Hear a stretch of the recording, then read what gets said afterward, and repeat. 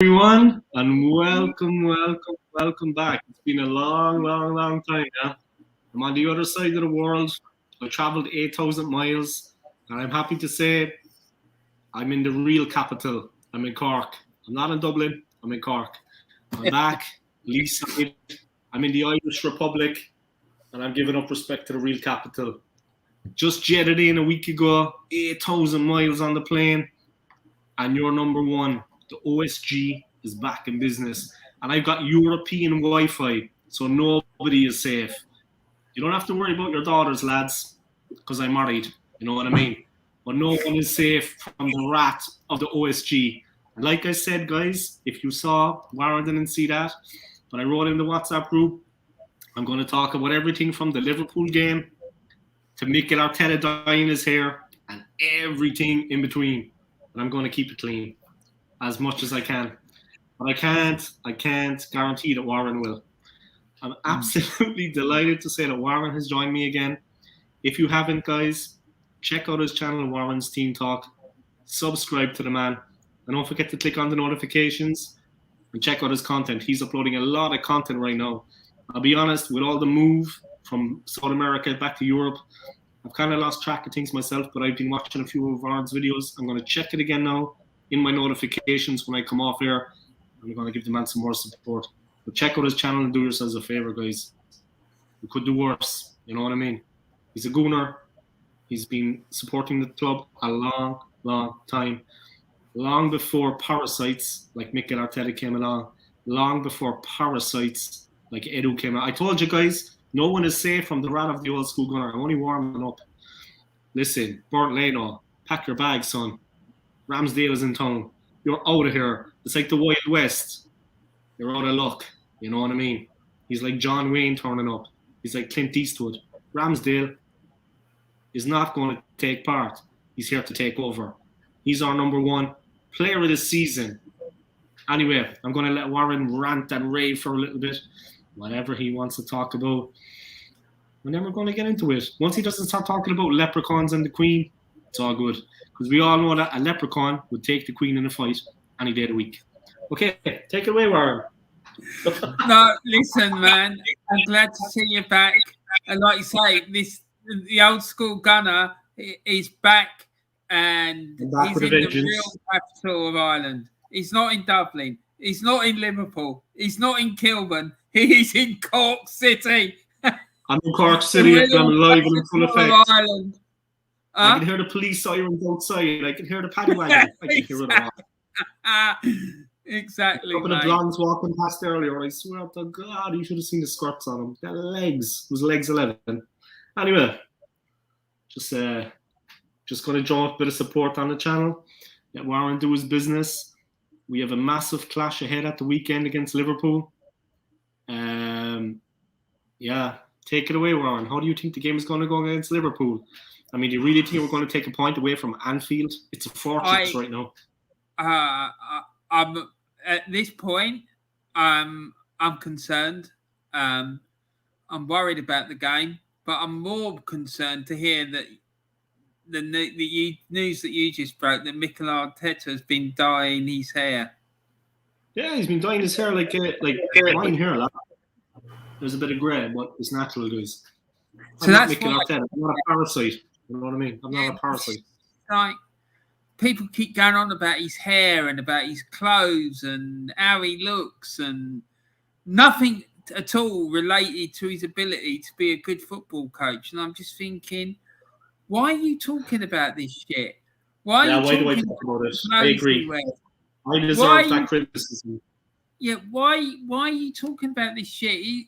He's supposed to be a football coach, and we're supposedly looking for him to lead us back to the promised land. But you're talking about his clothing and how he looks and about his hair and about how good looking he is and all this shit. And I'm just thinking, this is There's a lot of fanboys out there. There's a lot of fanboys. They love Mikel Arteta and they love Edu. And Edu is still in his daughter's feet. I mean, what's that about? Yeah, I just think that they fancy him. It's the only logical explanation I can come up with. It just don't make any sense. I agree with you. I agree. I do, honestly. 110%. I'm not There's messing something about. I'm strange being about them now. serious. Yeah, there's I something strange about can't them. think of any other reason, because whenever you question people about it, all you get is, well, it's either, I've just got a feeling that he's going to turn it around, or that, well, he's got nice clothes, or he looks good, or this, all the things they tell you are nothing to do with his ability to be a good coach. What are you talking about? It's mad. I It agree. really. But going back to the matter in hand, the game against Liverpool at Anfield, I didn't get a chance to look before we came on, but I've got a feeling that we haven't beaten them or taken points off them at Anfield in a league game since Mikel Arteta was playing as a player. Wow. And that is a bit of worry, to be honest. Yes, a good day to the Aussie Gooner, to him. It's nice to see you, mate.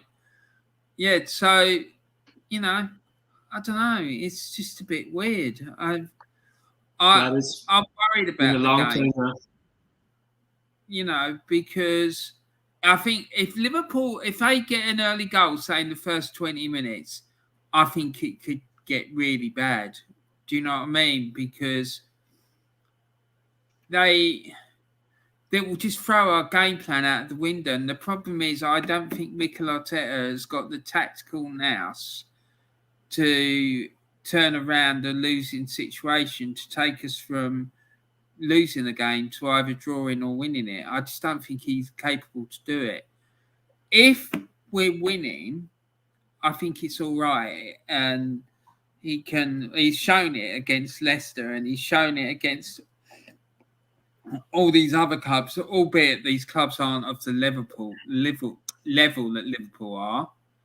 But it's a bit of a worry, because and all those games, we've been on the back foot most of the time. Like, we've gone into a lead, and then we've just gone back into our shell and tried to hold on to what we've got. And it's worked to a degree, but it's only because Ramsdale's played so well. Yeah. When I did if it wasn't for him, we could have conceded a couple of goals. I heard you saying hi to the Aussie Gooner there. I'm just going to big him up. Check out the Aussie Gooner, guys. How you getting on, man? Sorry I haven't been really online of late. I've travelled halfway across the world, and myself and the wife are trying to get set up here in Ireland, in my own city. So, looking for work, looking for an apartment, this, that, the other. It's been the last week. I've only been back a week. It's been 100 miles an hour every day, non-stop. So, apologise that I haven't really been much in contact. Thank you for tuning in to the Aussie Gooner. And if you haven't, guys, check out his channel, the Aussie Gooner. Also check him out on Instagram. He's an Arsenal fan based in Sydney. He knows what time it is. His channel, like Warren's, is extremely entertaining. Check it out. Smash a like in his videos. And don't forget to click on the notifications. You get notified every time the man uploads. And thank you for tuning in. Comment there from Minnie and Dave. Go old school. They know what time it is. Hi, Warren. I think Minnie likes Warren. I think Dave does. Minnie is a woman. I think Minnie does. I think she likes Warren more than she likes me. But that's cool. I can dig it. McManus Sense, evening, gents. Hope you're both well. Yeah, I'm not too bad. I've Mr. Tato here next to me, and I'm going to share them in a while, so I'll get ready for it. I bought like a box of 18 for €4 at Aldi just a while ago. I didn't buy any alcohol because, Warren, you know what I get like after a few pints. I mean, you know what I mean? Things get nasty. Jesus, I used to see it enough at Conway House, mate. When I Conway went to House. Conway House in Kilburn, Jesus Christ. The amount of Tato fellas Park. that come on. Huh? People should check out Tato Park if they haven't been there already. It's better than Disneyland. It's better than Universal Orlando. It's Tato Park. They have their own park now. Tato Park. I think it's in Drogheda. Okay. It's in the Midlands. Ireland, up the country somewhere. But they have like roller coasters and little kiddie rides, and Yeah, check out Tato Park. I'm not getting paid for this, by the way. This is not paid. I'm not like AFTV. I won't sell my soul and I won't sell out my friends. You know what I mean? For a pack of potato. I'm not like AFTV. I wouldn't sell Warren down the river because of have an extra couple. Sue me. I've got no money, so sue me. Anyway, right, that's it. AFTV, cowards. No, respect to Claude up in heaven, looking down on us. I hope he's looking down on the team at the weekend because, my God, they're going to need something against Liverpool. They're going to need a miracle. They need Moses now to come across, and I don't know. They need Noah's Ark to get out of that one. They need to build a Noah's Ark on the Mersey. That's the best chance they have to get away with a point. What would you do, Old School, for that game? How would you set them up? Man, they have to go on the attack. I mean, we need to play 4-4-2, in my opinion. 2 banks of 4. But we need to be looking with that. We need to play with an edge and a verve and a curiosity and attack-mindedness. You know what I mean? We have to play with a bit of a verve. Immediately switch attack to the defense to attack. We have to give them something to think about at the back. If we just let them dominate and have the ball in those areas and let them build up the play, we need to press. If we don't play a 4-4-2 and we don't try to press from the front, if we let them have the ball in those areas at the back and they can pick the passes in through the midfield. I mean, if you've seen Salah against United, and United are wretched, they're absolutely awful. But if you saw against it, it was a long ball from the back directly into Mo Salah on the edge of the box. As soon as he got it there, it was good night Vienna. You know what I mean? So we need to be careful of that. We can't let them have the ball in defensive positions and think it's harmless. That's when they're at their most dangerous. And I'm not talking about retreating to the halfway line and giving them the ball and let them have 10 minutes on it. I mean, every time the defenders get the ball, we need to press. Every time the midfielders get the ball, we need to press. If you let them have any time on the ball at all, they're going to wipe the floor with us. And Ramsdale is an amazing goalkeeper. The defense is much improved. We can't. We've got to be on them, like all over them, like a rash. And I think the main area we can hurt them is with set pieces, right? Yeah. Especially after watching that game last weekend, they looked all over the shop, like at those corners. Yeah, they went 6s and 7s. Yeah, Alisson was really worried. He kept pushing. And the big guy who plays up front for West Ham, what's his name? Mikel Antonio kept pushing him away. Oh, yeah, Antonio. Tank. And they had no one on the front post or the back post. And West Ham were causing havoc with those corners, man. And I think if we do the same, we could get some joy there. But you're right. We have to be on them. We can't allow them to build up a head of steam, because if they do, we're going to concede. Our midfield will just be, If the ball gets into Salah and he's able to get a run on Kieran Tierney or Nuno Tavares, whoever it is that plays, he will rip them to pieces. You know, we can't allow it to happen. And to be honest, I agree with you. I think we should play a 4-4-2. And I'd be tempted to play 2 fullbacks on either side. So have Tavares playing in the left midfield and Kieran Tierney at left back, and then on the other side have Tomiyasu at right back and Cedric Suarez in right midfield, and then Partey and Lokonga in the centre. Just to protect. That's where they're at their strongest. I mean, it's when they're coming in across that line. That's where they're at their strongest. Because Mourinho did that. Mourinho did it when they went up there and won 2-0 that year. And it worked a treat. But whether Mikel Arteta will do that, I don't know. I just think he needs to watch a video of that West Ham game and set us up similar and approach the game in the same way that West Ham did. Because I think they were all over the place in the set pieces. I mean, the ball was bouncing all over the place in the box. I mean, and like I said, the keeper didn't know whether to stay, whether to go. He was on the line, then he was coming out to try to take a few. if you got to come out, man, you've got to get the ball. Don't come out and kind of stop halfway. He was kind of, and Antonio he's a tank. I mean, he's a battering ram. He's a monster, and he's playing with confidence. He's extremely strong. I don't know if people see it, but he was just like a battering ram. They were getting murdered out there. And Salah against United, again, the same thing. We shouldn't put 2 players on him, this thing of doubling up on him. That would be a mistake because it frees up space for someone else to come in. We need to play zonal marking maybe, or maybe one-on-one, but don't put 2 guys on him and double up when he gets the ball. He's just going to play the ball square. He's just going to play the ball in behind. You're taking 2 players out of the equation immediately, and he can try to pass. I mean, he's very dangerous at that. He can shoot. Ramsdale is going to be, it's good he's marshalling the defence, because maybe we can hold out for a while against them, and maybe we can get a goal ourselves. But they are a different level. Their team is a different level. I mean, we shouldn't go in there like cowards with our heads down and expect a pasting, but they're playing at a different level to us. And we need to accept that. We need to realize that at this moment, they are an incredible team. Go in there with our gussio. Go in there with a fight. But they're fantastic on the ball, man. Liverpool are fantastic on the ball. They're just, the 5-0 against United was nothing. They took their foot off the gas when they were cruising. It could have been 9. And they could have really put them to the sword there. They held back. You know what I mean? Their team is... When I hear Liverpool these days, I don't even laugh. Before I used to laugh at them, they had a couple of crap players in the past.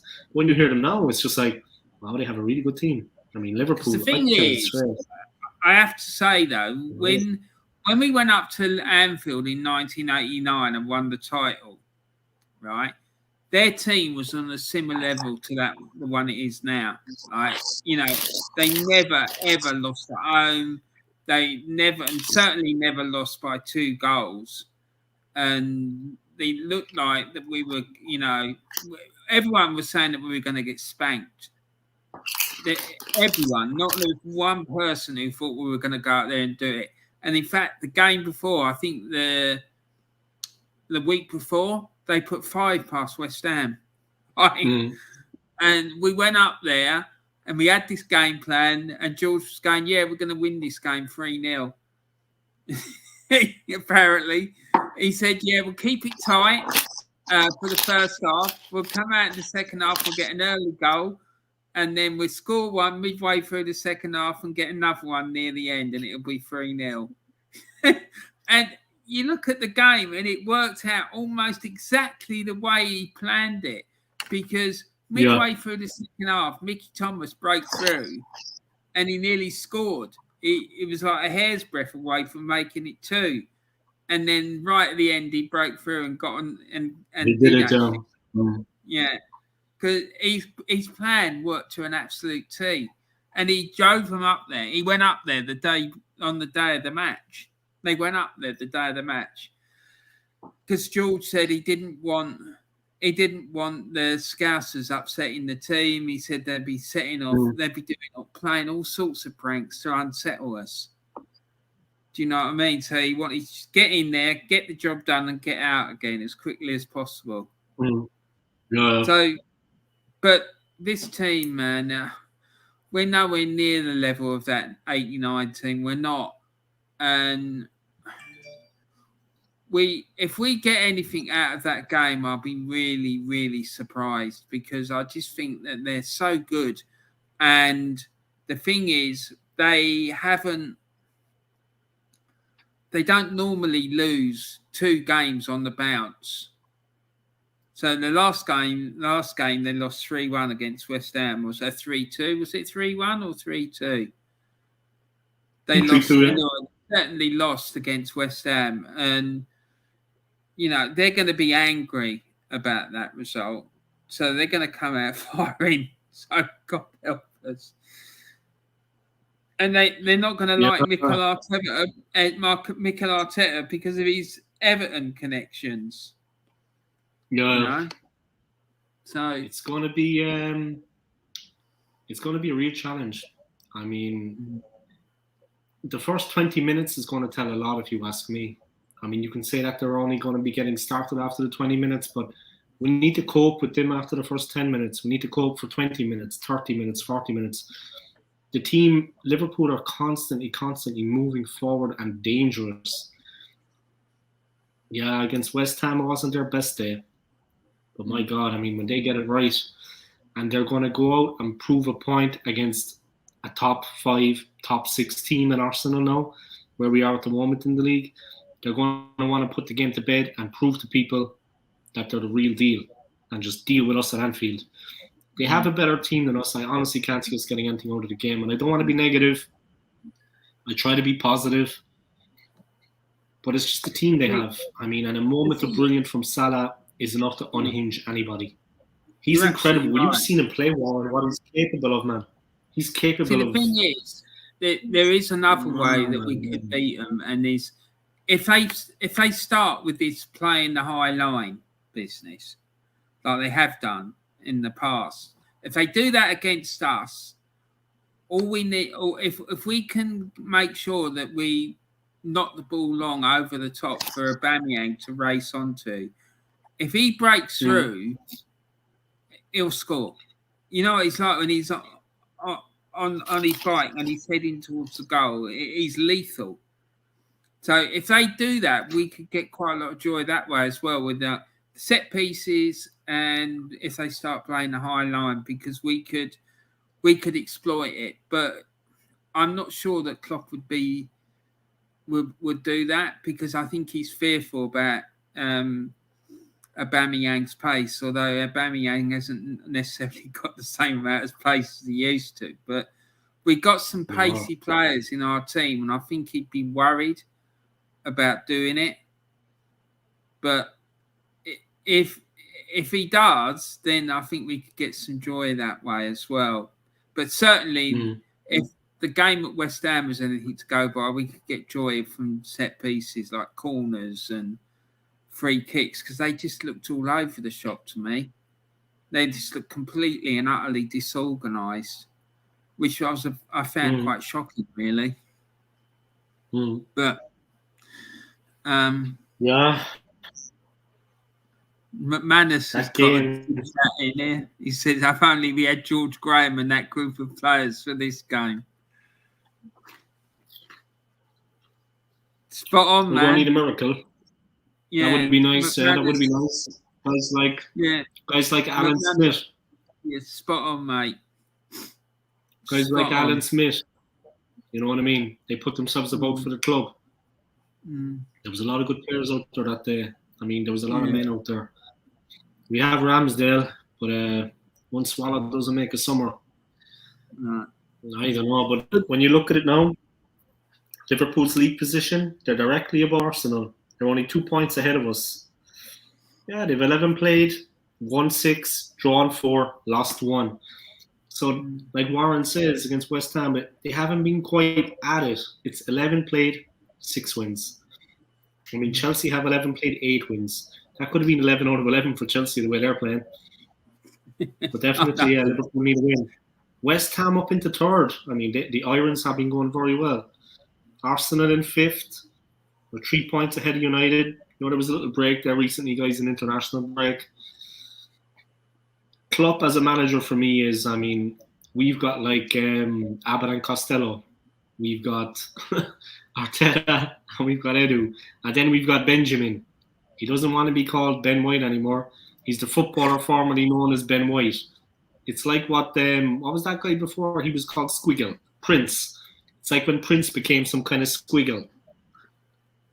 Ben White has become Benjamin. Benjamin Button. That's who he is. Prince. The symbol. You remember Prince? He changed his name. Prince. Just known as the symbol. Huh? Exactly. Like a little squiggly thing. That was mad. The McManus sense, Benjamin, what a tool. You said it. How long do you think right there.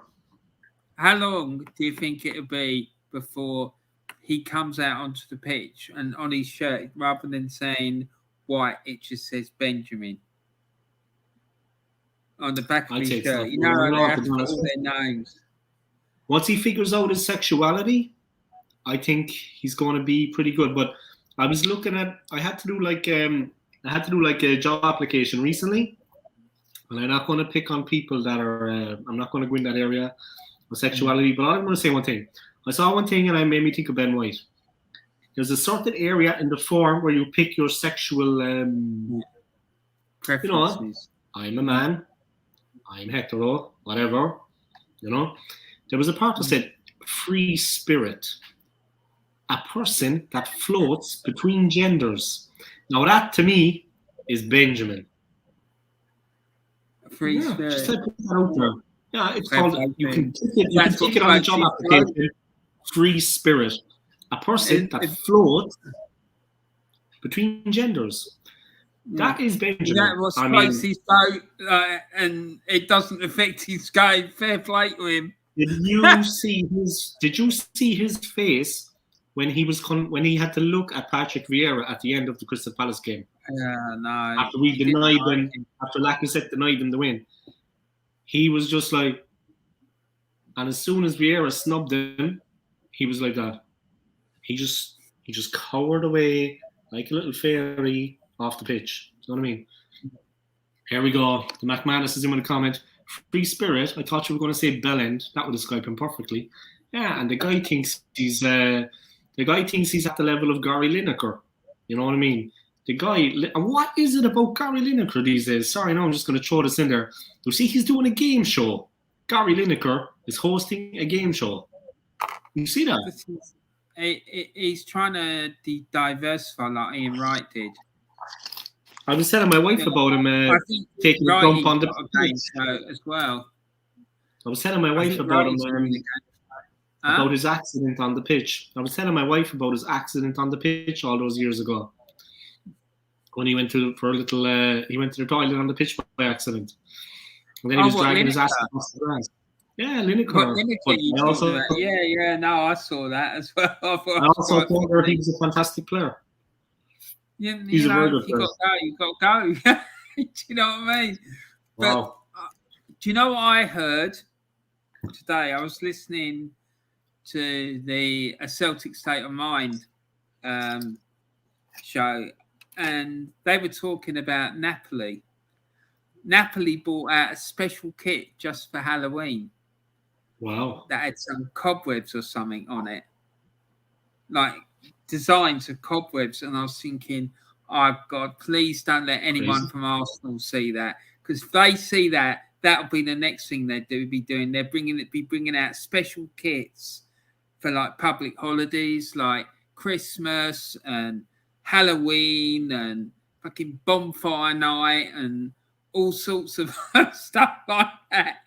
Do you know what I mean? I can see it happening. I can. Like one-off kits for like one game, and they'd be charging like £100 a throw for these special kits. I'm surprised they haven't thought of it already. Do you know what I mean? Yeah. They'd be the Oregon Gooners.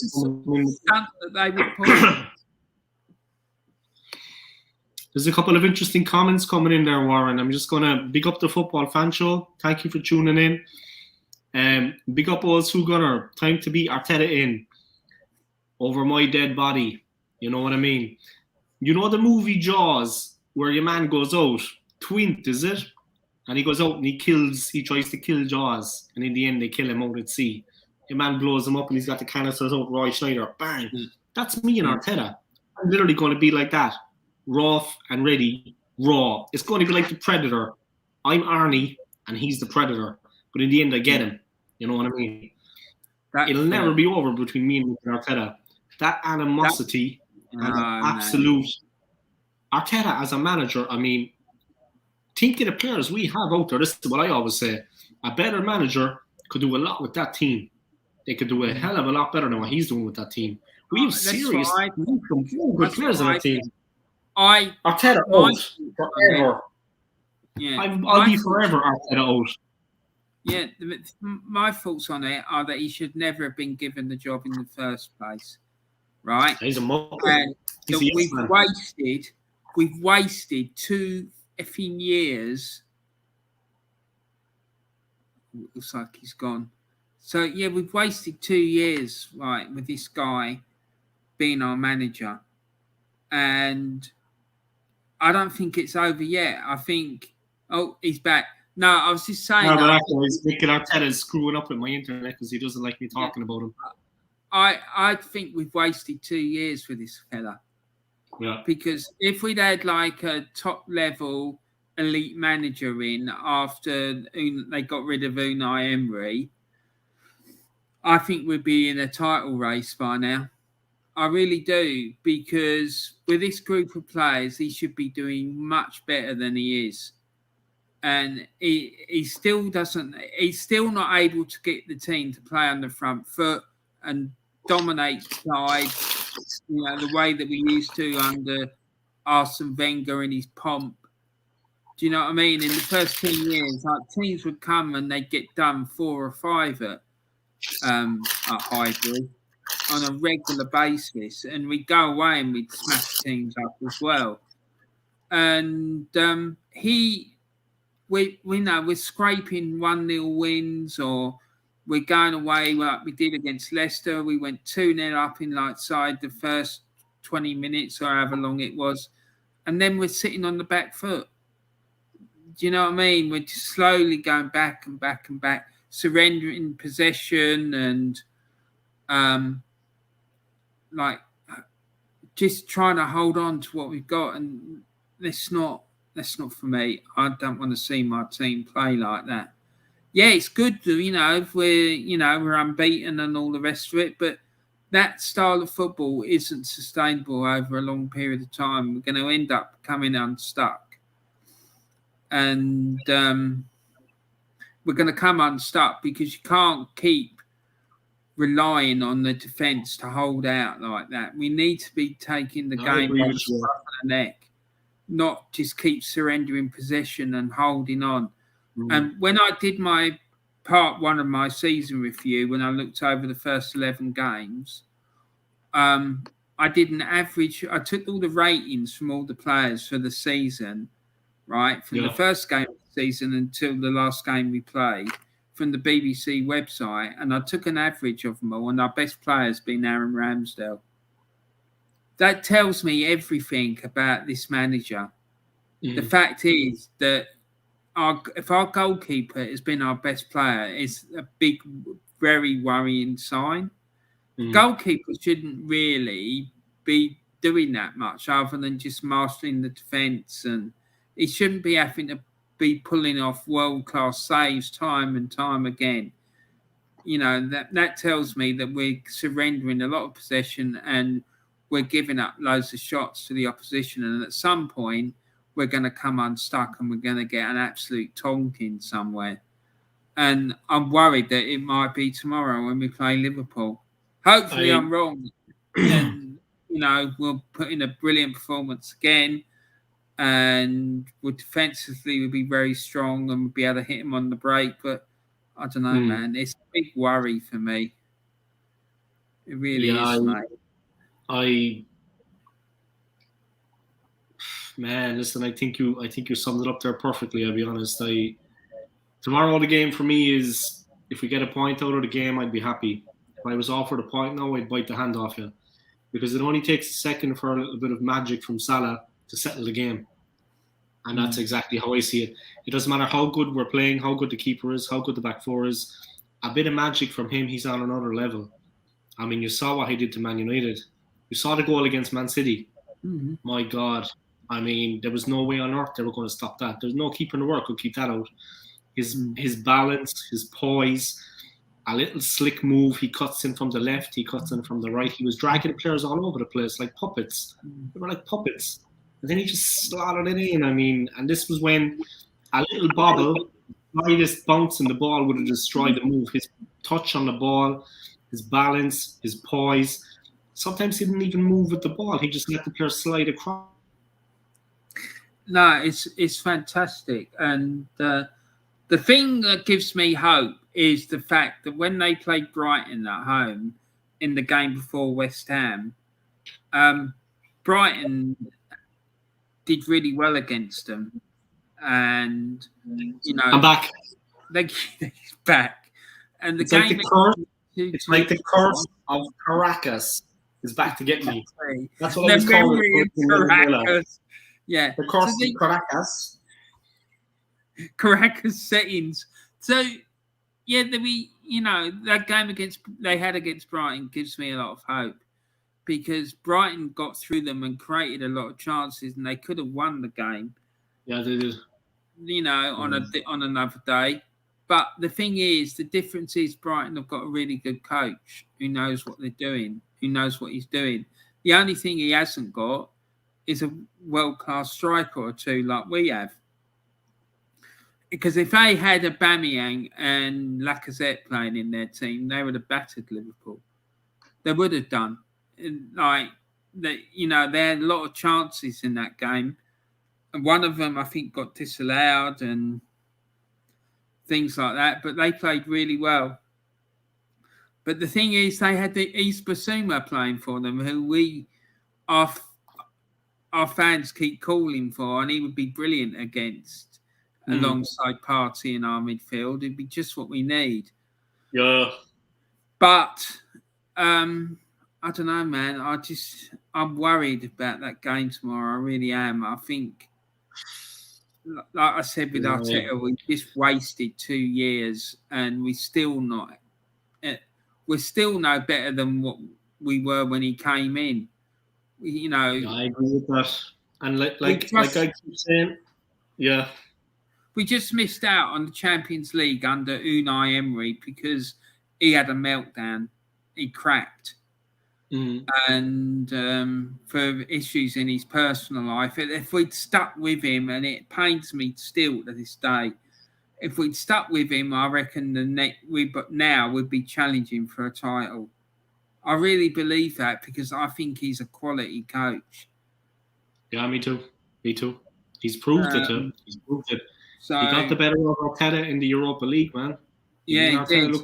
In the Europa League last season. It just shows to me that, one, what this club could do if we had a decent coach, and also what it would be like if we had like an Antonio Conte or Don Carlo managing us. We'd be smashing it. I'm sure of it. Yeah, me too.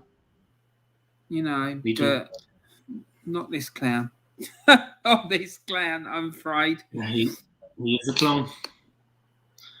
Just going to draw your attention, guys. Arsenal Alex has joined the live stream. Thank you for coming online, man. How you been keeping? Sorry, like I said, that I haven't been active very much. I've traveled halfway across the world, and I've been inundated with things to do since I arrived back in my own country.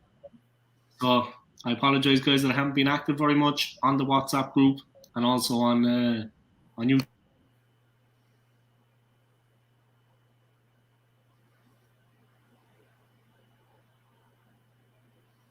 Yeah, big up Arsenal Alex. And anyone who's watching this who hasn't done so already, go and subscribe to Arsenal Alex on his YouTube channel, because he's back again. Huh? I'm back again, guys. I'm back again. Arteta is trying to stop me from building up the hate. Alex's comments were, Alex's comment. Let me just put in all the comments there, guys. I don't care what happens tomorrow. I can't stand Arteta. If you haven't already, guys, subscribe to Arsenal Alex and check out his Instagram. It's Arsenal Alex and the number 1. Don't forget, guys, when you subscribe, click on the notifications bell that you get notified every time Alex uploads some content. I saw he uploaded a video a while ago.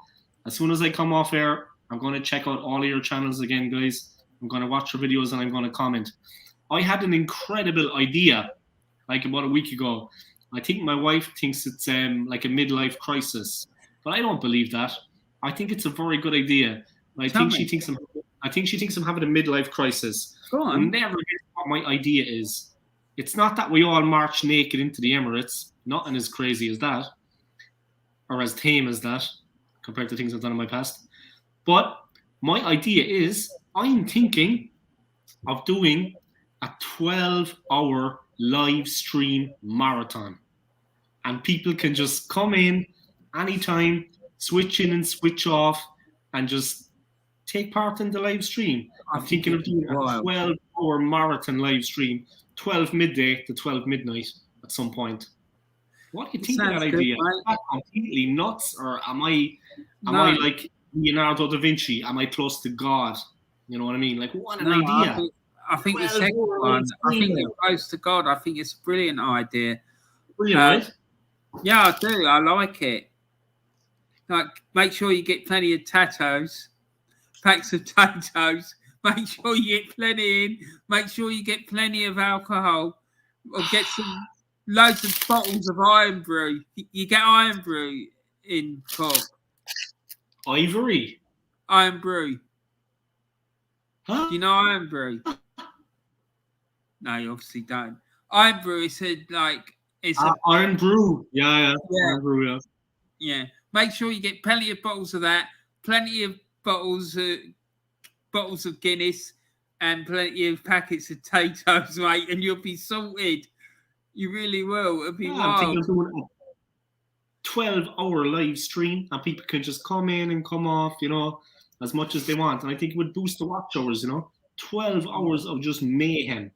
A lot of the time, I'm probably just going to be like this, going into like sleepy mode. Obviously, I'd have to have my food here, my lunch and my dinner. You'd have to watch me. My wife would be good enough maybe to serve it up to me. But I was thinking that would be something fun to do, like a 12-hour marathon live stream. And I just think it would be like a the channel.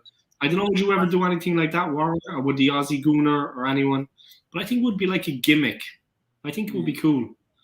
I think the thing to do is to have your hot meal, like the meat and 2 veg thing, have it either really early in the stream and then have a lot of sandwiches and whatnot for later, sort of close by, and then you'll be sorted. But yeah, that sounds great. It sounds great. Yeah, I think it's a good idea. Exactly. Thank you for all your support again. Yeah, I think it would be cool though, and like you get a lot of watch hours too. And it would be fun. It would be fun. No, it would be.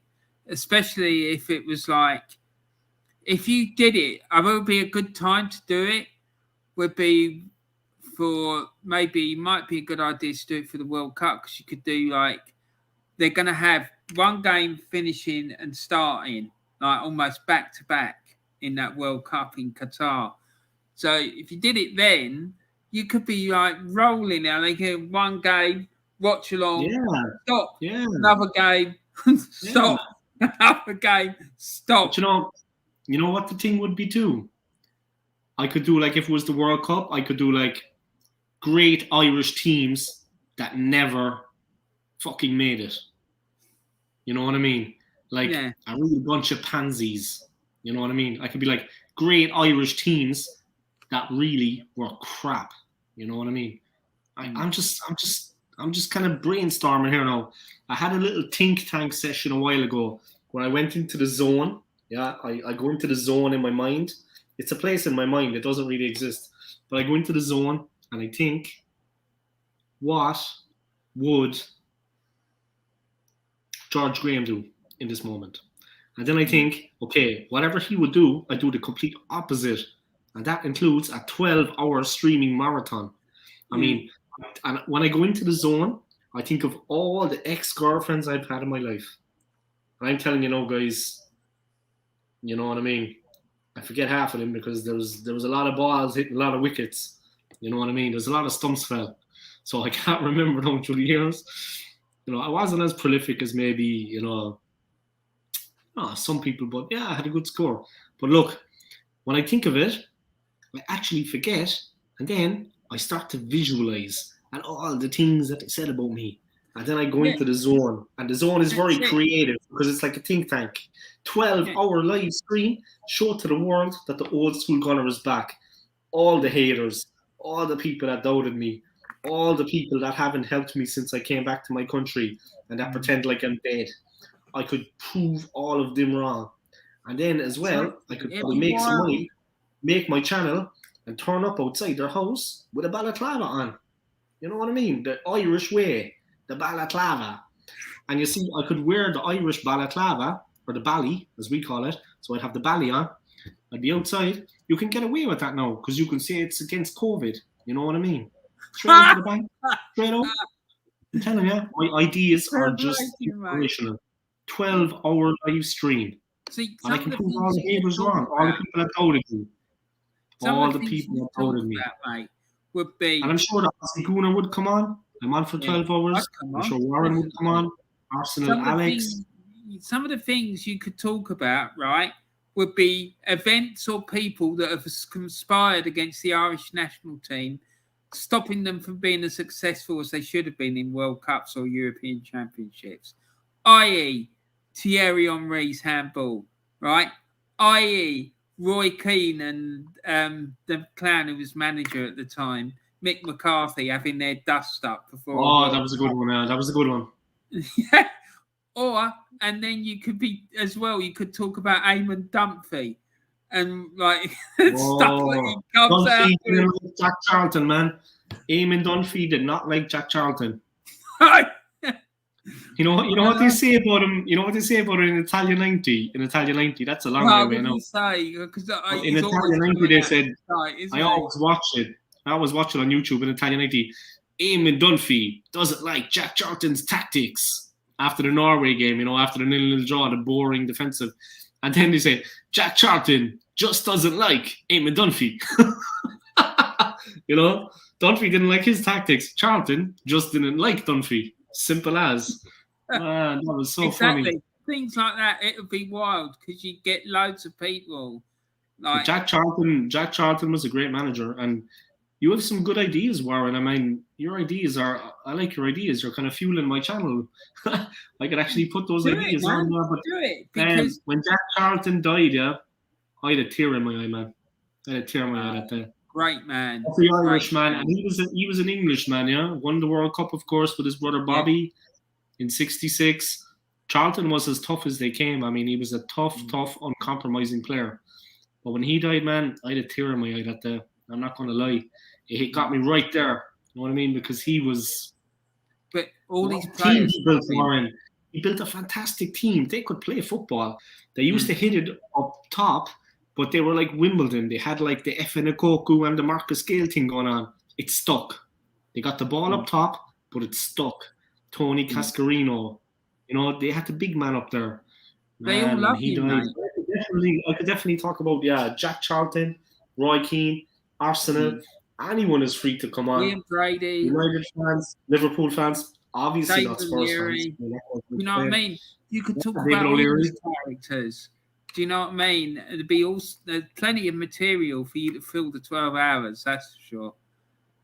Do you know what I mean? And I think that it would be a definite goer. It really would. And I think you'd get lots of people coming on. Especially if you planned it out. Mick McCarthy, that was dynamite, man. If you planned it out so that you could have certain topics you knew that were definitely going to be discussed at certain times, people who were particularly interested in that topic would come on at that time. So you guarantee that they're going to come. Do you know what I mean? So if you planned it out and you put that in the description, it could be an absolute go. It could be an absolute belter. Yeah, and like there's a chemist nearby. I don't know would I be able to get them, but like I could get like that little box of like the adrenaline shots, you know, just to keep me going through the 12 hours. Like demons be out. I just grab it, right? Find the spot, stick it in there, or chest, like really pump it up like 12 of them, and I just like for like 4 hours just go mad. You know what I mean? People would love that entertainment. Yeah. We could have like a quiz, maybe. We could have an Arsenal quiz. I could prepare some questions, and when I'm falling asleep, what's going to happen? I'm going to be like that.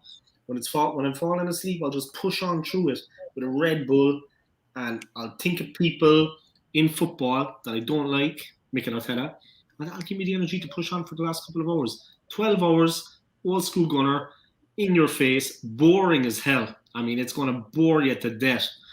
But tune in, guys. It's going to be fun. No, I'm serious. It's going to be boring. It's going to be crap. I don't think it'd be boring. I'm going to help my channel by boring you, the viewers. I'm going to No. bore you senseless. I'm going to No. bore you to death. You wouldn't. But it's going to help You my wouldn't channel bore by us. boring you That's and the making thing. your I think lives it'd be great. misery. By Yeah. the way, that 94 side were brilliant. They were good, yeah. They were I good. remember Side plan. watching 2002 were good one. Ray Houghton slap one in against Italy. Luckily, luckily. I actually went to the bookies like before the World Cup started and put a bet on Ireland to win the World Cup that year. I was that convinced that they were going to win it. I went to the bookies and put a £10 bet on. Right? And yeah, they were good because they went to Germany before the World Cup started and won 2-0. Oh yeah, you remember that game? Wow, mate, they were quality, absolute quality. Wow, Warren, your memory is good, yeah. You remember the Germany match? Not many people even remember that game. I remember that game. Yeah, it's only because I had money riding on it. Old school. Boy. Oh man. Yeah, but I remember as well, Big Jack and John Aldridge scrapping with the third official on the touchline in that game against Mexico. You know, remember the fight in '94 with the officials in the Ireland-Mexico game. You remember that fight with the American officials, with the FIFA officials, with their notepads and their baseball caps? What idiots! I'm going to tell something funny now, guys. That I saw in Istanbul a week ago. So last week I was in Istanbul. I got my connection to Dublin, and I saw something so funny. And I mean to God, if you saw it. I had just flown from Venezuela to Istanbul and I was getting my connection to Dublin. We were at Istanbul airport and we were getting the flight to Dublin.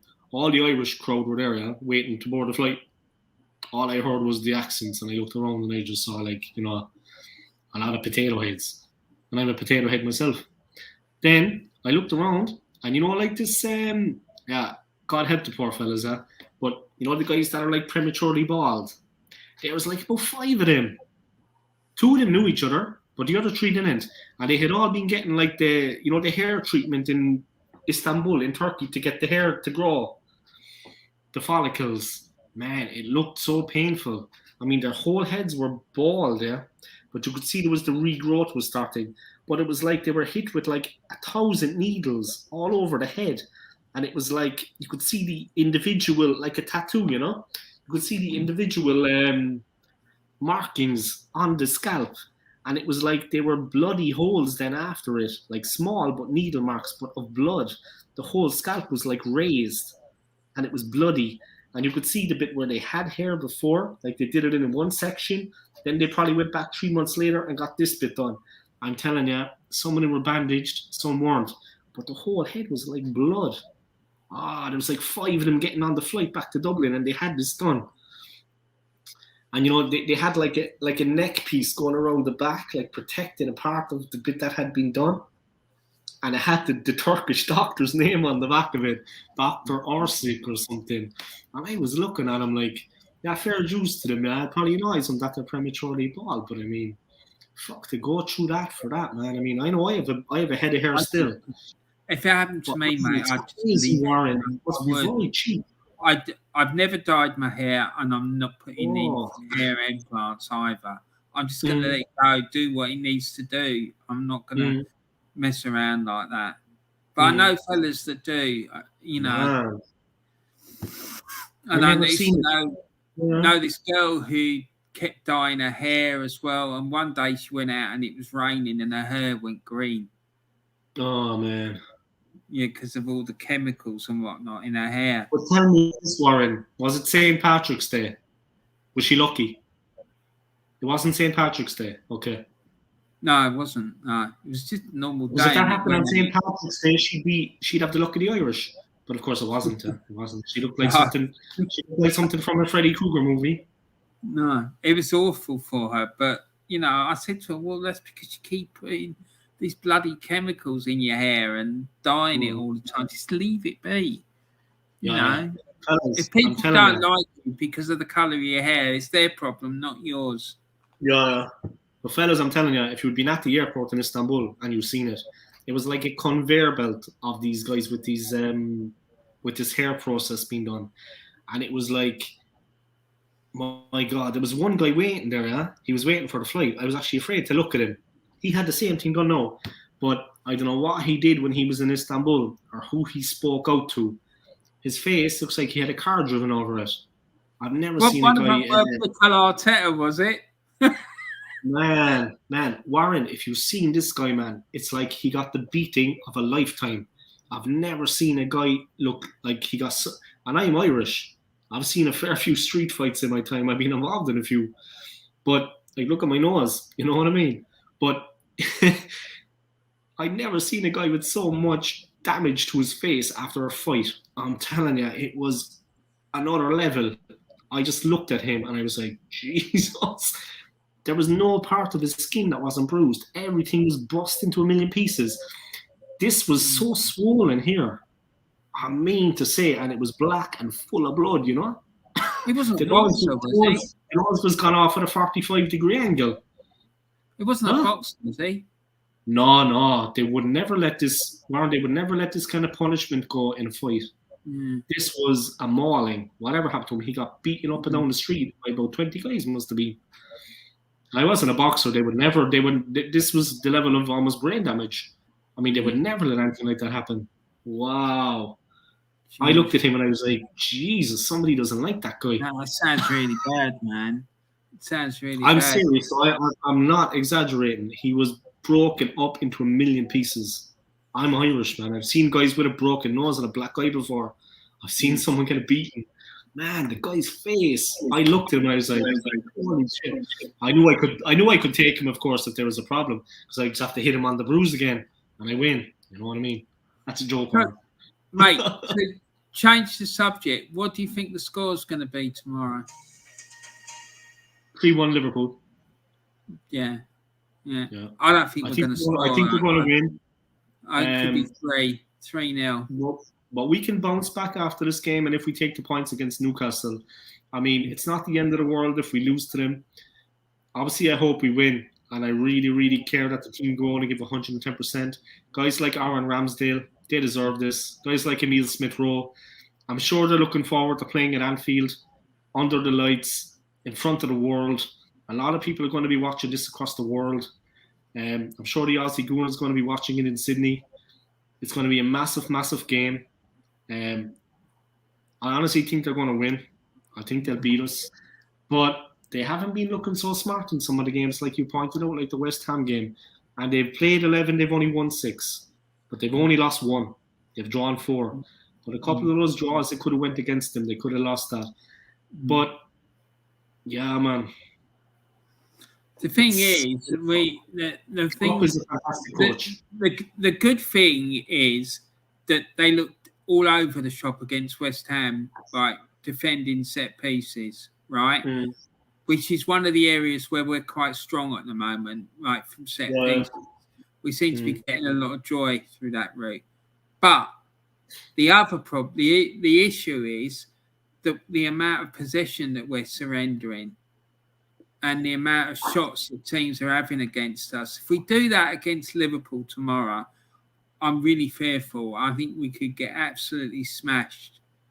Fair play to you, mate. Yeah. Aussie Gooner, 2-1 to the Arsenal. I'll take that man. All day long, mate. Let's hope so. He's got a big pair of one. Yeah, so, you know, a mate of mine... You have the opposite. 4-0. Not any sense. Jesus Christ. God, I hope not. A mate of mine thinks it's going to be a 2-2 draw. It's a Norwich fan. He's gone for a 2-2. So let's see what happens. It's going to be a game of 2 halves, the first and the second. We have to see. We'll have to see what happens. But whatever happens, if we can bounce back against Newcastle, it's not the end of the world, you know. Of the 3 games that we have, of course, the game that we just played last time out, we got the win. Then, of course, we have Liverpool and Newcastle. I said before, if we take 6 points out of 9, I'd be happy enough with that. But also, if we can get perfect. Who's the game we got against after? Is it United we've got after? Newcastle. Then we got after that we got Everton, haven't we? Yeah. God, that's gonna be hard. No, it's going to be Everton are not a bad team. I think, to be honest, when we play West Ham, it's going to be a bit of a. That's going to be a roller coaster game. We need to be careful against them. I wouldn't underestimate them for a second. I think we got United soon as well. Yeah, United are around the corner. Let me look up the fixtures there. United are around the corner, but after the Liverpool game, it's Newcastle United. Let me see. Tomorrow is Liverpool Arsenal. It's a late kickoff at 5:30. Then we have Newcastle. We're home to Newcastle on the 27th. Then we are facing, I'm sure it's Man U. Yeah, we're away to Man U on the 2nd of December. So it's Liverpool, Newcastle, Man U. Vital we get the win against Newcastle no matter what happens, because tomorrow and then the United game, you don't know what's going to happen with United, man. Jekyll and Hyde with them. They're like Jekyll and Hyde. I don't know what's going to go on. But I think we can do something against United. Liverpool, different kettle of fish. I mean, them, City and Chelsea, man, they're up there, They're well up there. They're in like a little group on their own. Aussie Gona, is that 50 Australian dollars you've got on them? Or what? Maybe it's 50 on them. Maybe it's 50 bolivares. You know what I mean? Maybe it's Venezuelan money. Exactly. I hope it's not 50 Australian dollars, mate. No, I'd say he is. I'd say he's a big spender, this guy. He looks to me like a man that lives life on the edge, but knows what he's about. You know what I mean? Yeah, 50 Australian dollars is what he's got on it. Wow. Jesus Christ. Big up yourself, huh? In, man. You're going to be How many euros is that? How much is that in a euro, or how much is that in sterling? $50. I think it's about $100. No. It's about $100. Wow. I think it's about 100. He's throwing down 50. Aussie dollars. Let me check on my phone. Anytime you need to go now, Warren, you let me know if you have something to be doing. Yeah, I don't want to be keeping you from. I've got going in a little while, but I want to talk to you about tomorrow as well. Yeah, dude. Let me just check this and see how much money the man is putting on. God, he must be. Things are going well over in Sydney, obviously. Exactly. It's obviously the place to be, mate. This is and with this YouTube lot, you can bloody do it from wherever. You don't have to be in the UK. $50 is 32 euro. Really? Yeah, it's not as much as it's 26 pounds, 27 pounds. Not as bad as I said it was. But if it comes in, but still, it's a handy. He's going to be a happy man, that's for sure. But let me ask you, Aussie Gooner, did you put money on Arsenal to win, or did you actually pick the score? Did you put it at 2-1 to Arsenal, or are you just putting it on Arsenal to win? I might actually put a bet on tomorrow. Fuck, my wife isn't going to like that, but anyway, I have a job now, so it's okay. I might actually go down and put a bet on it. Maybe put a bet on. Let's see what bookies are around here. Yeah, the game is only on at 5:30. I could head out and put some money on. Yeah, why not? Have you got access to like Sky Sports or anything like that where you can watch the game on where you are? Why? So I could do live betting, is it, and then change the bet? No. I'm just thinking though, if you're going to be able to see the game, all right. Well, you've got your means. Just leave it like that. I have my first COVID vaccination on Tuesday, but I think to go inside you actually need like the certificate. So you need to have both. You need to have both jabs. Yeah, you need to have both vaccinations. In that accommodation where you are, do you have like? No. Well, I have BBC One, so I could probably watch the highlights later. Right. But we don't have Sky Sports now. I'll send you a website later where you can watch it online. I do. I'd appreciate that. Alternative viewing methods. Just leave it like that. I do. I'd appreciate it. See, I'd always watch Match of the Day maybe on the BBC later, but you could, but you'd be able to watch it live on this thing. It would be fun, yeah. Maybe I could do a watch along. The only thing is, it might keep freezing. That's the only thing. I can pretend that it's not freezing. I can still say, "Oh, great tackle there by Smith Rowe. That's not even happening on the field, but I can talk about it. People like, geez, old school is So send me that link, Warren. It will be good. yeah, tomorrow I'm doing the Matchday Centre live. Do you want to join in? I might jump on. Yeah, I might jump on. What time are you doing it? Probably going to start about 2:45. And the Arsenal game starts at 5:30. You're going to go all the way through. No. I'm going to come off for the Arsenal. No, I don't think that's a good idea because maybe I can come on for a while. Maybe I can come on for a while. 3 o'clock kickoffs. And there's 6 of them. I'll come on for a while. Maybe second half I'll come on. Yeah. We'll see. But I definitely support it. It's on your channel. Email me the link. Because you supported me the last later and send you the link, and then we can see how we get on. Yeah, do, because you supported me the last time, so I'll come on and I'll talk a bit about it. Yeah. I'll come on now. I'll talk a little bit. I'll take time out of my busy schedule. My busy schedule of doing nothing. How's your thinking about how the rest of the season's going to go, mate? I don't think we're going to get into Europe. I don't think we're going to stay where we are. No, do you think we're going to go down a wee bit? Yeah, I do. But with all due respect to Aaron Ramsdale and to Smith Rowe and to guys like that, I mean, I think there's a lot of potential in this team. But the problem is Arteta is holding them back. That's my opinion.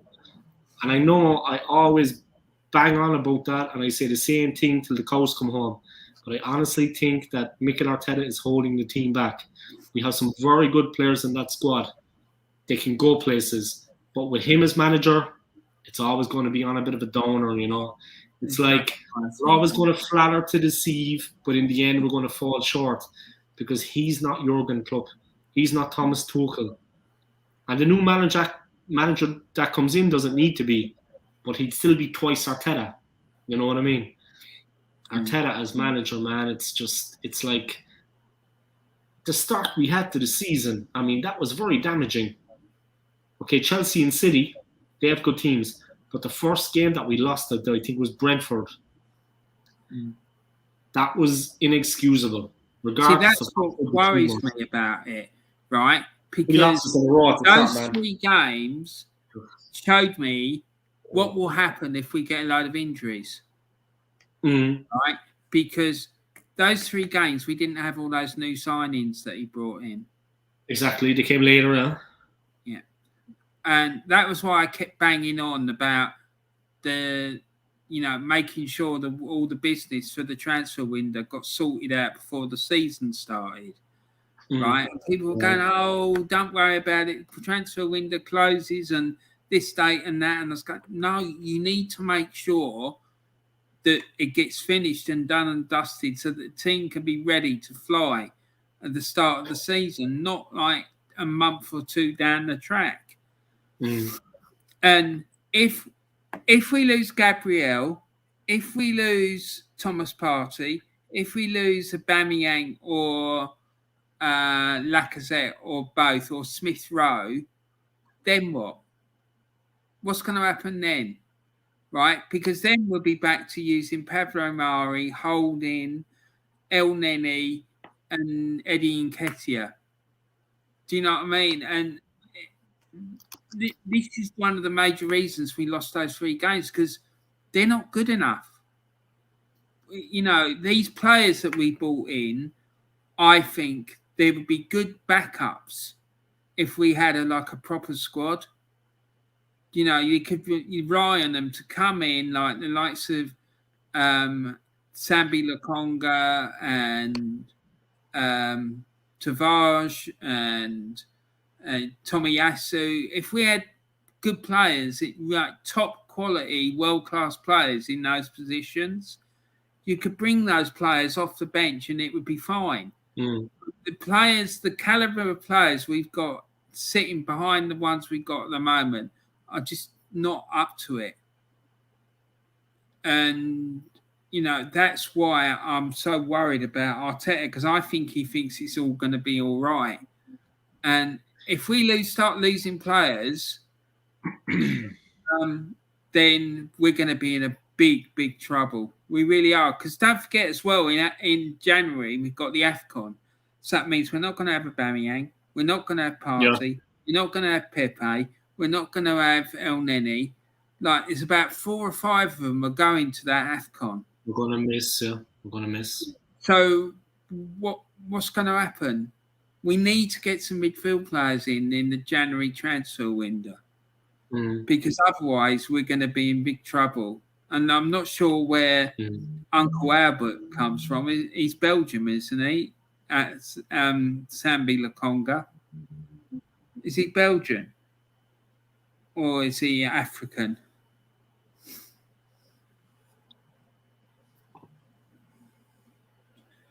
I think he's froze. All right, dude. It's kind of breaking up there a little bit. No, I was just asking about Sambi Lakonga, whether he's African or whether he comes from Belgium. Because if he's African, he's another one that's going to be going to the AFCON. No, he's gone. He's from Belgium. He's from Belgium. Oh, that's I think he's a Belgian international. Yeah. Oh, that's all right. Yeah. But yeah, we need to address like a razor blade. He's from Belgium. Yeah, there you go. So otherwise, we're going to be in the same situation as Everton. They've got a massive problem with their squad depth, and they're like sort of doing things on the wing and the prayer, hoping that it's going to be all right. And so far, it hasn't been, because they've lost loads of players. And then when January comes, when the AFCON comes, we've got a big problem on our hands. The old school gunner is on dial-up, laugh out loud. Bless him. Hey, I could be soon. I could be the way things are going. You know what I mean? Man, I swear to God, I never thought in a million years that coming back to my own country, I've been abroad for 11 years. I never thought that coming back to my own country would be as difficult as it has been. It's a wake-up call. Really? I wouldn't advise it. Yeah, it's been hell on earth, man, coming back after being away for 11 years. It's tough here, The housing market is completely screwed from the top to the bottom.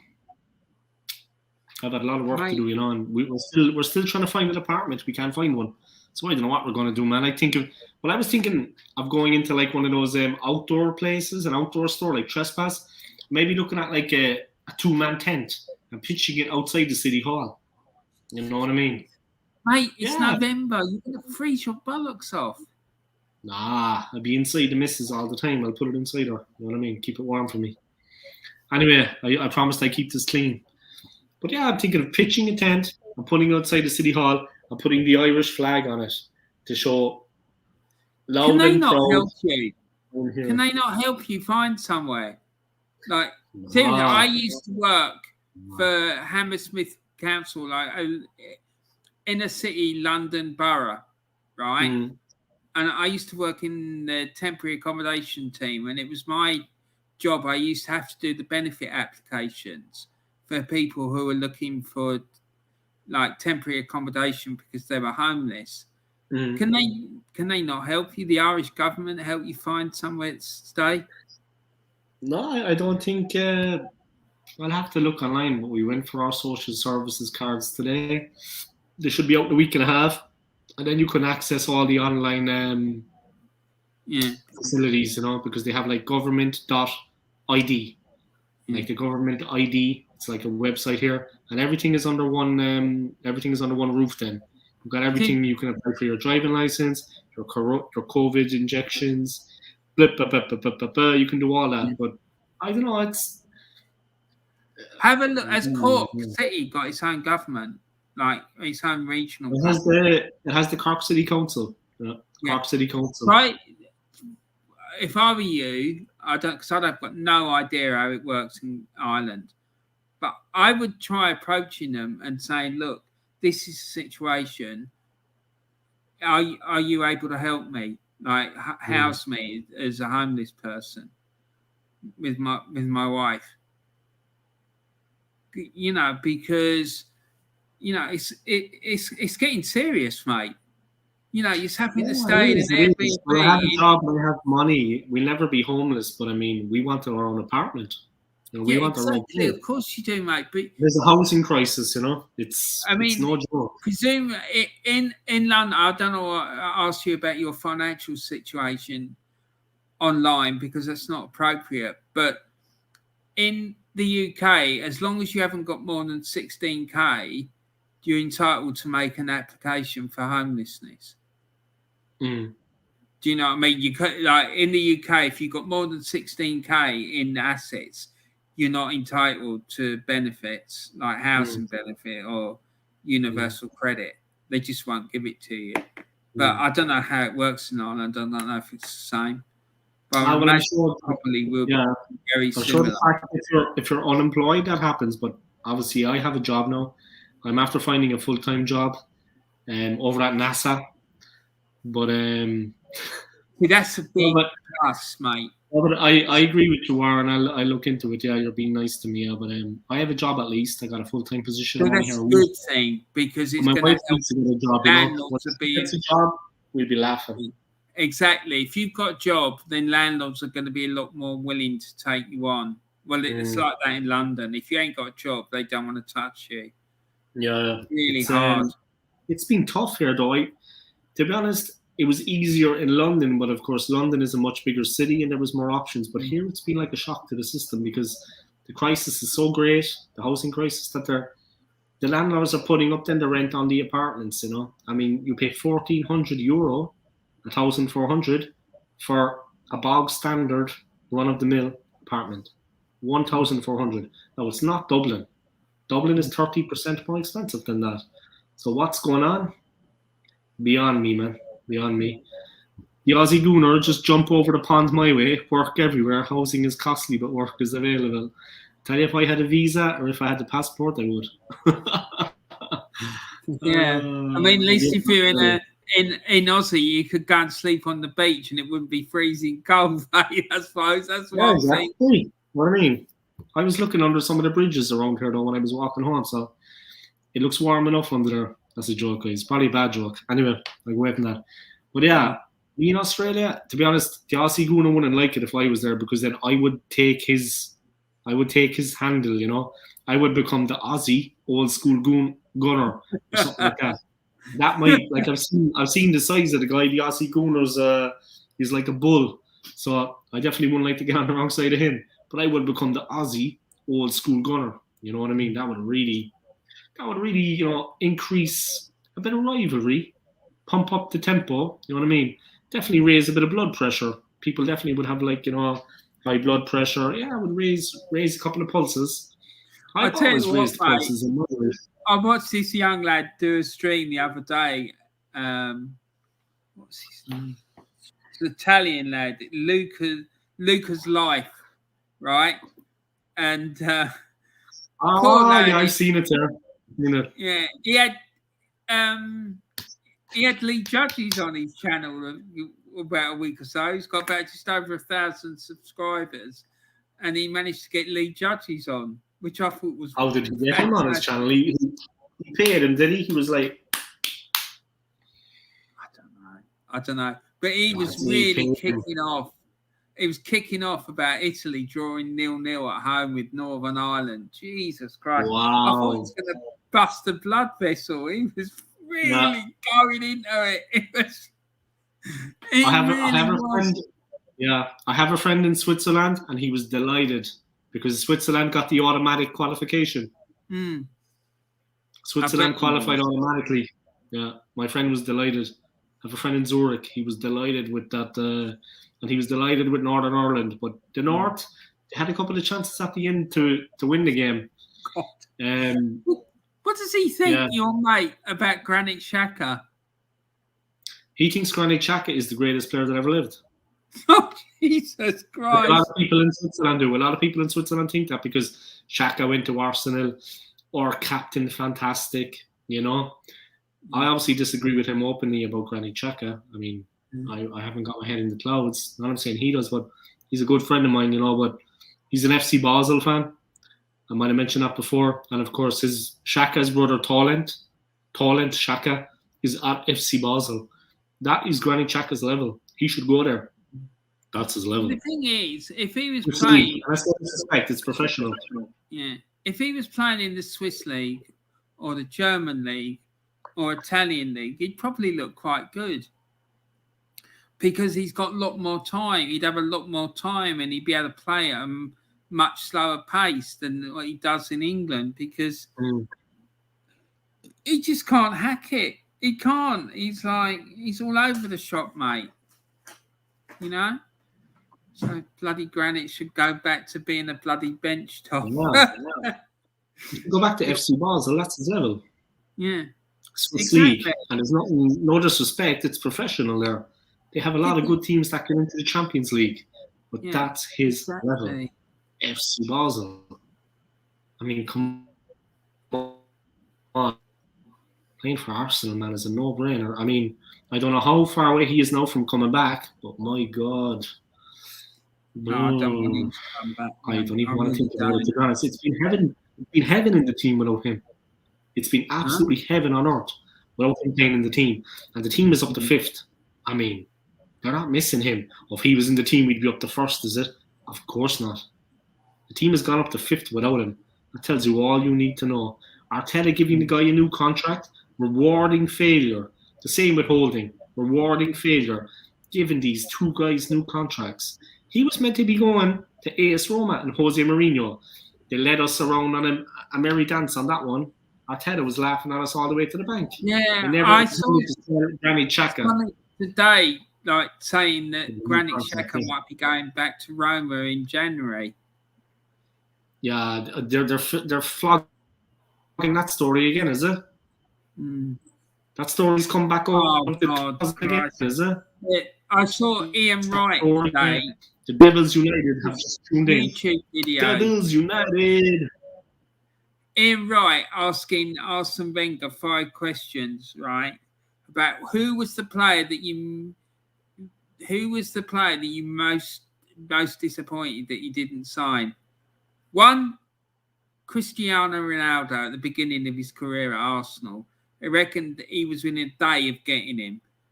2, at the end of his Arsenal career, was N'Golo Kante. He said he could have had him and he really regrets not signing him. But he chose bloody Xhaka over Kante. So there you go. And Devils United, who's that? Never seen that fella before. Hi to Devils United. How you doing, mate? I hope you're well. Found that channel when I was listening. United fan. I found that channel when I was looking through some of the comments, and I think some of Lee Gunners or somebody was after commenting on someone's channel, and I saw the Devils United. So then but Devils United are interesting because maybe they'll reply to this. They come onto my channel like this. They post a comment like I put up here, and then nothing else. That's strange because I've had that. I think they kind of just get listening to their channel, that I post it up and that people see it, which is cool. But they come in, hey there, and then I post it up, like I have done here now, and people see it, YouTube channel, and then they never post anything else. Like, wow, big game for United on the weekend, or Arsenal going to be doing something, Nothing else then, every single time. And I don't understand it. Maybe they can clarify it for me. Is my channel too boring or what? Is it a proper person or is it a bot? I think it's a proper person, yeah. They have the channel. You should check it out. And when you do, tell them I send my regards. And I'll be seeing them very shortly. I had something strange happen on my channel. I'm meaning to tell you about it, right? A couple of weeks ago, it started. I went up to 140. Then I went down to 139. Then I went down to 138. Then I went back up to 139. Then it went back to 138. Then it went to 139. then 140, and then back to 139, and now it's gone back up to 141. It's never ever done that. I just can't work it out. What the hell's going on? Warren, Taib has got a message for you. Taib wants to say hi. Please have a meltdown if Arsenal get slapped tomorrow. Oh, mate. I'm telling you, mate, I will go ballistic if we get slapped really badly again at Anfield. Yeah. But the thing is, I'm sort of expecting it. So I don't know how much of a meltdown it'll really be, to be quite frank. But yeah, don't worry, mate. I'll be having something to say if we do get hammered, that's for sure. It's nice to see you, though, mate. Yeah, it's good to see you, Taib. I just put up a comment for you there. Thank you for tuning in. We appreciate it. It's good to see you. Warren will definitely have a meltdown tomorrow. When, not if, we lose to Liverpool. But no, if we lose to Liverpool, he's going to have a meltdown because he told me it's on the cards. I think the bookies are taking like odds on Warren having a meltdown. So maybe that's something he would like to comment on. Probably the local bookmaker close to Warren there. I won't mention where he lives in case he has a couple of stalkers. In case he has a couple of stalkers out there. But yeah, there we go. It's going to be an interesting one. But Warren is definitely going to have a meltdown at some point. I mean, it's only a matter of time. We're all counting on it. I mean, we're all hanging on. We're all holding on to Warren's teeth. I mean, I'm on the edge of my seat as we speak. I'll be watching them very closely, let me tell you. See what happens, and I shall be having my say. And the Aussie Gooner has got 50 Australian dollars on it. Arsenal to win. You know what I mean? I think he has the score picked. Fair play to him, mate. That's what I like. And Old School's gone again. Oh, dear.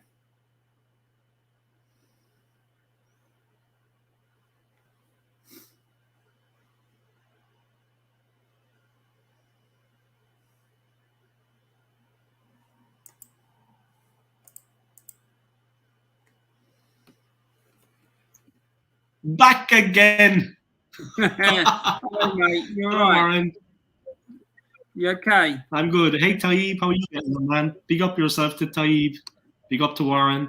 The Aussie Gooner, we ain't losing, we are winning. Aussie Gooner takes home 1,100 Aussie. Wow. You put down 50, and if they win, you're going to take home 1,100. Nice. Wow. We need to meet up one day, maybe in the new year. Yeah, hopefully. If I come over to the UK, yeah, why not? Drawn by Dre. Hi, lads. Unfortunately, COVID got me. I'm sorry to hear that, man. Yeah, I'm sorry to hear that too, Drawn by Dre. I hope you're feeling better soon, man. Yeah, Andre. I hope you're not suffering too much, huh? Yeah. Take it easy, yeah? You need to rest now. Just rest up, man. Just lie down and, you know what I mean? Nothing crazy. Just take it easy, you know what I mean? You're a young fella. You're strong. You're a young man. But still, you got to take care of your health. You know what I mean? Just take it easy now and relax and breathe. You know what I mean? Listen, Old School, I'm going to have to go in a minute. Yeah, no problem. No problem. I'm going to knock it on the head anyway soon, so we can knock it on the head. We're going to wrap it up there, guys. Thank you very much to Warren for coming in and joining the live stream. If you haven't, guys, subscribe to his channel, Warren's Team Talk. And don't forget to click on the notifications that you get notified every time he uploads content. All of you guys that uploaded videos recently, Warren, Arsenal, Alex, I saw did one a while ago, the Aussie Gooner. As soon as I come off air, guys, I'm going to edit this video and then I'm going to check out what you're doing on your channels and I'm going to support you like you have supported me. Fair is fair. Sorry I haven't been around for a while. I've had a massive move back to my home country, back to Ireland, back in the real capital, Cork. So thank you to everybody for tuning in. I appreciate it. And take it easy. And thank you very much to Warren. Thank you to the Aussie Gooner. Thank you to Taib. Sorry about that bit of bad news. I see Taib, man. I hope things will be okay. Dre, get better soon, man. Take it easy. The McManus sense, big up yourself. Take it easy. Thank you for tuning in as well, yeah. Let me just put up that comment from the McManus sense for Dre. All right, big up yourselves. It's nice to see people be nice to each other. Thank you to everybody Devils United again, just like I said. They come in, they post one comment, and then they just drop off the stream. So what's exactly going on with them, I don't know. Maybe they can clarify that for me. You know what I mean? I'll catch up with them anyway sooner or later. So let's move up here. Thank you to everybody. The Oregon Gooner for tuning in. Arsenal Alex. If you haven't checked out his channel, Arsenal Alex. And I'm going to leave it there, guys. Thank you to everybody for tuning in. And see you all next time. Play my playlist if you can, guys. I know Aaron's going to play in I've morning. been playing your playlist today, mate. In Thanks the so last much week, for I only having me picked up on, 40 hours. But it's been a bit of a tough run in the last week for me. But I'm getting back into it. Thank you to Warren for your support and for coming on, Warren. And tomorrow I'll come on your your live score center. Warren is doing a score center tomorrow, guys. I think starting at 3 p.m. So be sure to check that out. Yeah. I'll be starting at 2:45 and covering the 3 o'clock kickoff tomorrow in the Premier League. So yeah, check that out. It'd be pretty cool. But thanks very much for having me on, Old School. I really appreciate it. You're welcome. It was great to talk to you again, Warren. A pleasure. Thank you, buddy. And keep your chin up, mate. And things will get better soon. You mark my words. Yeah, once we get You'll be fine. Don't worry. Oh dear.